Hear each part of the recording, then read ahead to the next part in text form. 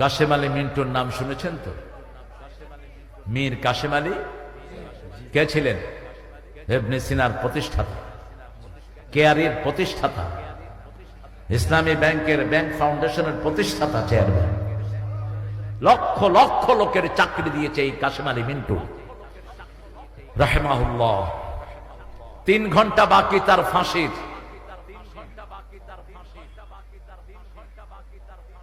জল্লাদ এসেছে, স্যার 3 ঘন্টা পরে আপনাকে নিয়ে যাব। কোথায়? ফাঁসিতে। তিনি বললেন আলহামদুলিল্লাহ। কি বললেন? বললেন আমি 2 ঘন্টা ঘুমাবো, 2 ঘন্টা পরে তুমি আমাকে ডেকে দিও। ডাকা লাগবে না, আমি নিজেই উঠে যাব। 2 ঘন্টা ঘুমিয়ে পড়লেন। লোকটা অবাক হয়ে তাকিয়ে থাকলো। 3 ঘন্টা পরে আপনার ফাঁসি, আপনি ঘুমাবেন? বলছে এই শরীরটা আল্লাহ দান করেছেন, আল্লাহ শরীরটা আল্লাহর কাছে যেতে সৌন্দর্য মণ্ডিত করে যেতে হবে, ঠিক না বেঠিক?